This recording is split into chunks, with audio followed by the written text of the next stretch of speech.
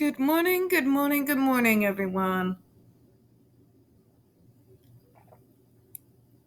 Merry Stupid O'Clock, and welcome to another episode of Spilling Tea. I'm your host, Tiffany Daniels.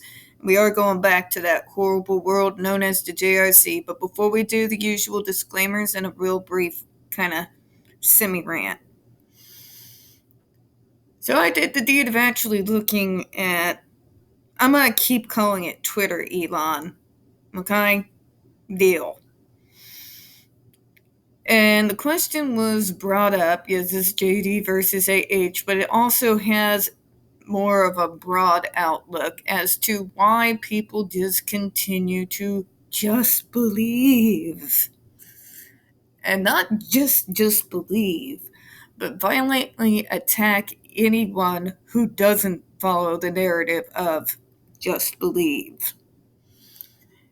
And I've told you all, I'm a people observer and watcher. I have been since I was a little girl. And I think a large part of it is we have a whole generation of kids that were brought up without anyone taking the time to teach them critical thinking skills or how to fact check. You've got a whole generation of kids that were taught what to think, not how to think. They are a generation brought up to just completely believe headlines. Nobody's really taught them how to intelligently question the things that they are being told. You know what I'm saying? The way that my generation was taught to question everything. These folks, not so much. Now, they'll tell you that they're taught to question everything, but the questions that they have are the same questions you can hear by one of the opinionated folks on any local news channel or global or national news channel. They just blindly go along with whatever the media says. Now, add in that the bulk of her people are about anywhere from mid to late teens into their early 20s. These are angsty folks. Those are angsty ages. So add on top of the fact that they were never really taught how to have critical thinking skills and how to fact check. And you have individuals from the outside that are attacking that narrative, that is pushing them to look beyond the headlines, to do their own homework. And like any teenager or upper 20s when challenged, they feel attacked. So what are they going to do? Are they going to have the more developed mindset of to look into it, at least to try to have some form of healthy debate? No, they're going to attack back. It's actually kind of really sad because they have wrapped their lives around a narrative that was spoon-fed to them by the media. They're given no critical thought when they are young and their minds are developing. So they're going to get nasty. They're going to get personal. They are going to attack you, your family, your job, anything that they can get their hands on, because they perceive what we are doing by trying to get them to use critical thought and do their own homework, almost as though it were a personal attack on them as a human being. It's actually really sad when you think about it. The way they've been brought up, the way they've just believe whatever the media is telling them without a question, it kind of likens back to the past, doesn't it? When you have people so steeped in religion that anyone who comes along questioning automatically gets painted as the devil. They may think that they are very different, progressive, and far beyond those days, but they are exhibiting the very same behaviors that the religious right exhibits. just in the opposite direction. This is a generation that was brought up around groupthink, where the individual is ostracized, even more so than they were back when I was a teenager. And it was already bad back then, but it right now is gotten 1,000 times worse. I think social media is a major factor in that. And these kids aren't just like us when we would go home and watch the news at night. And even though we had internet, it wasn't quite in our face as it is now. It's not on our phones. It's not on our computers at school. It's not on our own personal laptops. You know what I mean? I came from a generation where you got to maybe have 1 hour at the family computer online a night. And I think that was probably a good thing because we weren't steeped in all this constant online social media as well as the traditional forms of media the way that these kids are. And when you have that splashed in your face day after day, you're not taught to question things, especially when you're at those young formative ages. And again, put in there that a lot of these folks, they're neurotypical teenagers, and they're not really taught to question things anymore, lest they be thrown out of groupthink and ostracized. They're not exactly me, folks. I wanted to be ostracized. I didn't want to be thought of as part of that particular group of folks. No. But yeah, I think that is a large part of it. That's why I think they cling to these narratives, why they wrap themselves around them. These folks, like all of us around that age, are already in an identity crisis. They've found something to latch onto and have made it their entire personality. So when you attack that and you present facts, it's like a personal attack on them as a human being almost. Because no one's taught them any better. Nobody's really taught these kids any real form of soul searching, finding out who they are separate from all the noise.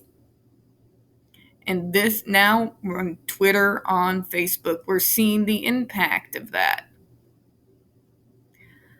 All right, to the disclaimers, and then I got to get this thing on a battery and finish up my morning because I'm barely awake. In the description box, you're going to find a link to the article that the Judge Rotenberg Educational Center doesn't want you to read. It's written by NeuroClastic, a small non-for-profit started by autistics for autistics, wherein they interviewed and surveyed over 900 ABA professionals in regards to the JRC's so-called behavior modification program. Matter of fact, the JRC doesn't want you to read this article so much, and they've threatened NeuroClastic with a defamation lawsuit if they did not remove it from the website. Well, folks, NeuroClastic has refused, so you know the drill. Please read that article and share it on all your social media. Also included in there is NeuroClastic's public statement in regards to the defamation lawsuit threat, as well as a link to their GoFundMe. We are crowdfunding in case the JRC actually does see through with their threat. Also included in there, the Ozarks' first article in regards to Agape Boarding School, now known as Stone for Help Boarding School, a so-called Christian-themed boarding school based out of Stockton, Missouri, that takes in so-called troubled male teens, that has in pending over 21 civil lawsuits, claims, and allegations leveled against it, all which have been substantiated by the Missouri Department of Social Services, and they include the following: sodomy, rape, sexual assault, child abuse, psychological and emotional abuse, child trafficking, starvation, and that's just for starters. You have one former staff member arrested by the FBI, another a doctor still on the premises with full access to the boys, upon multiple, again, substantiated claims of sodomy, rape, and sexual assault of the boys there. You have an attorney general too busy chasing after drag queens and trying and failing to defund public libraries to actually do his job, and you got a governor off his nut. So please read that article and share it on all your social media. We got the other pertinent links to the Stop the Shocks campaign as well, including the link to this law review study that we are going over. Hoya's massive archive on the subject. Jennifer Masamba's behavioral sheet of shockable offenses. A clip out of the 7-hour ordeal undergone by Andre McCollins back in 2002. The templates and the ever-present self-explanatory change.org shut the Judge Rotenberg Center down petition. When we discuss the JRC, you're going to hear vivid descriptions of and catch clips of surveillance footage of people with disabilities being tortured and abused. If you do got young children present, folks, please go ahead and use those headphones, all right? This channel is marked not for children for a reason. We use profanity on occasion and speak on dark subjects. If your child is 16 and younger and they are watching this, very obviously, parental supervision is very much advised. Trigger warning, this particular New England Law School review was written in the summer of 1988. It has outdated ideas in regards to disability and behaviors and is slanted very much in favor of the JRC, back then known as BRI. So just be prepared for that and know more than likely all of us, including myself, are going to be triggered multiple times as we go throughout this article, okay? Thankfully, we're almost halfway done. All right, where we left off last time. The judge's findings and case law, aversive therapy. Use of aversive therapy in treatment of autistic persons, although controversial, is successful in many cases. Again, so is torture. Violence is successful for a time, but there is no longevity there. You, among many other emotions, breed resentment, rebellion, which means it's never going to be successful in the long term. The only way you can make it do so is if you continuously use the violence, in which case you're still not successful. The issue remains undealt with, and you've created a shell of a human being. I don't, by any means whatsoever, call that a success. Removal of behaviors is not my definition of success, folks. My definition of success is progression, where slowly certain interventions get to be removed or replaced with reasonable accommodations and assisted devices in a meaningful way that will assist us living out in the world independently afterwards. The BRI, JRC afterwards does not. While no one method is universally accepted, physical aversives are not absolutely forbidden. Thank God they are now, except in Massachusetts.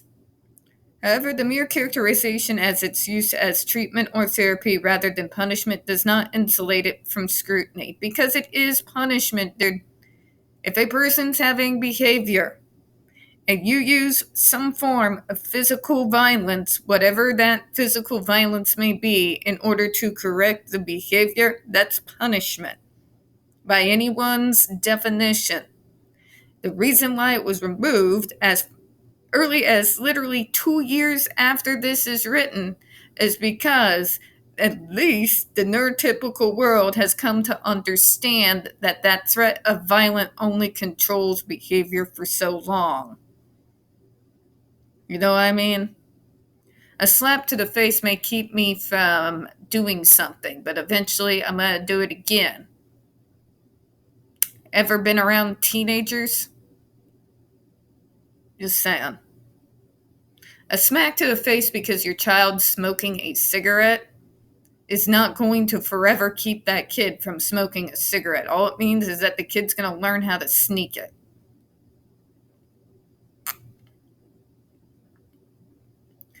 BRI versus Leonard is a case of first impression in Massachusetts. There was a 4-day hearing on whether or not preliminary injunction should be issued against OFC. During this hearing, Judge Rotenberg heard testimony from the parents of the students, recognized experts in the field, and observed students in person at the group home and on videotape. Those so-called experts, sir, was everyone from the JRC. Was there any other experts that were heard during this hearing that were not employed by the JRC, then known as BRI? I can tell you, as I've read this particular case, no, they were not. This is very much a case of buying belief in someone with a degree without being willing to fact check or question that it's strange that no one outside the BRI was coming forward to defend this type of treatment. Not even in 1988. Furthermore, Judge Rotenberg requested that OFC come forward with an alternative treatment plans that might reach the level of success achieved by the use of aversive therapy on this particular group of students. They did. They did come forward with the beginnings of positive behavior reinforcement. But because it was in its early stages, people like BRI, now known as JRC, did not believe that it could possibly work. Because no one wants to try the new ideas out in the New England area, apparently, at least not those surrounding Canton. They still have their brains wrapped around the old school, even though the old school has been proven wrong on every front.